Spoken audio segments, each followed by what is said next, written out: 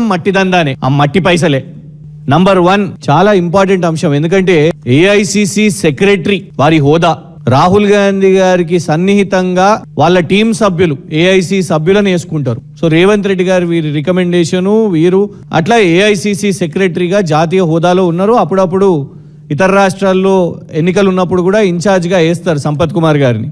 మరి మీనాక్షి నటరాజన్ గారు సమాధానం చెప్తారా, లేదు ఏఐసిసి నాయకులు ఎవరన్నా సమాధానం చెప్తారా, లేదు మరి రాష్ట్ర ముఖ్యమంత్రి అలియాస్ హోంశాఖ మంత్రి రేవంత్ రెడ్డి గారు ఏమన్నా సమాధానం చెప్తారా? ఆర్ రేపు వారు అదే ప్రాంతానికి పర్యటన కూడా వెళ్తున్నారు కదా, మీడియా ఛానల్స్ మీద సిట్ ఎంక్వైరీ చేస్తున్నారు, మరి కరప్షన్ మీద విచారణ సిట్ ఎంక్వైరీ రేవంత్ రెడ్డి గారు రేపు ప్రకటిస్తారా? ఎందుకంటే శ్రీ భ్రమర ఇన్ఫ్రాస్ట్రక్చర్ వాళ్ళు పోలీస్ కి రాసిన ఫిర్యాదు, వాళ్ళ ఫిర్యాదు లేఖలోనే స్పష్టంగా సంపత్ కుమార్ గారి పేరిందులో పొందుపరుస్తూ 8 కోట్ల వసూలు అడిగిన మమ్మల్ని, వారికి వచ్చిన జాతీయ కాంట్రాక్టుకు ఆ కాంట్రాక్టర్లను 8 కోట్లు ఇవ్వాలి, ఇచ్చుకోవాలి. ఒకవైపు 300 కోట్ల డెకెన్ సిమెంట్స్ గతంలో చూసినాం, మంత్రి గారి ఇంటి ముందే రోడ్డు మీదే పంచాయతీ, టాస్క్ ఫోర్స్ పోలీసులు ఒక కాంగ్రెస్ మంత్రి కొండా సురేఖ గారి ఇంటికి పోయారు. ఏందబ్బా అని అంటే డెకెన్ సిమెంట్స్ అనే ఒక పారిశ్రామికవేత్తను తుపాకీ పెట్టి 300 కోట్లు వసూలు చేసే ప్రయత్నం చేసిర్రు అని, దాని మీద ఎఫ్ఐఆర్ లేదు. ఇవ్వండి ఇంకొకటి అలాంటి సంఘటన, ఇందులో స్పష్టంగా పోలీస్ కంప్లైంట్ లెటర్ కూడా ఉన్నది.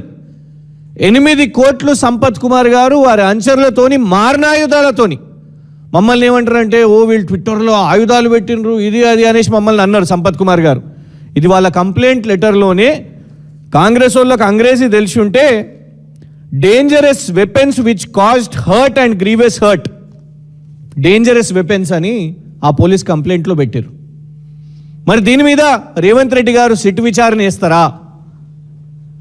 ఇవాళ ఎవరికన్నా కాంట్రాక్ట్లు వస్తే మనం కదా దేవునికి వెళ్ళి తిరుపతికో లేకుంటే యాదాద్రికో వెళ్ళినప్పుడు హుండీలో వేసినట్టు ఫస్ట్ కాంగ్రెస్ నాయకులకు హుండీలో పైసలు వేయాలనంట. 8 కోట్లు ఫస్ట్ అక్కడ చేస్తేనే ఆ తర్వాత పనులు మొదలు పెట్టాలనంట. లేదంటే ఇక నానా బూతులు అవన్నీ కూడా మేము ఇవాళ ప్లే చేయలేము, ఎందుకంటే ఆ బూతులు మీ ఛానల్స్ కూడా వేయలేరు. వేస్తే మళ్ళీ రేవంత్ రెడ్డి గారు మీ మీద కేసులు వేస్తారు, అన్నీ బీప్లే పడతాయి. మేము అందుకే ఏమంటున్నామంటే సిట్ విచారణను మీరు ఆదేశించండి, ఆ యొక్క అన్ని ఆడియో రికార్డింగ్స్ని ఎమ్మెల్యే గారు మొత్తం కూడా హ్యాండ్ ఓవర్ చేస్తారు.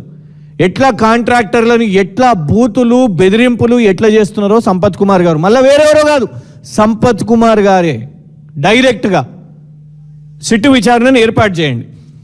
ఇది శ్రీ భ్రమర ఇన్ఫ్రాస్ట్రక్చర్ ఏదైతే వాళ్లకు అక్కడ NH-44లో వాళ్లకు కాంట్రాక్ట్ వచ్చిందో, రోడ్డు కాంట్రాక్ట్ వచ్చిందో, వాళ్ళ నుంచి బెదిరింపు యొక్క పోలీస్ ఫిర్యాదు, ఇది పోలీస్ కంప్లైంట్.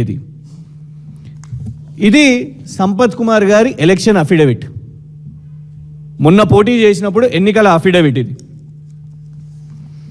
అయితే ఇందులో వారి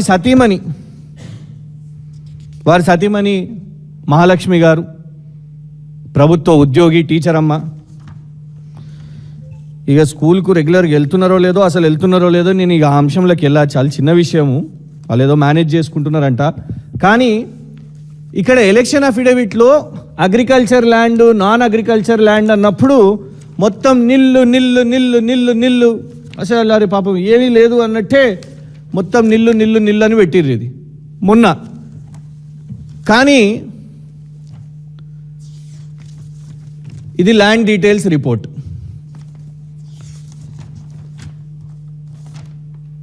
రెండు 2024 13 సెప్టెంబర్ నాడు, అంటే కాంగ్రెస్ ప్రభుత్వం ఏర్పడ్డ తర్వాత సంపత్ కుమార్ గారు కబ్జా చేసి ఇగోండి వారి పేరు మీదకి అసైన్డ్ ల్యాండ్ని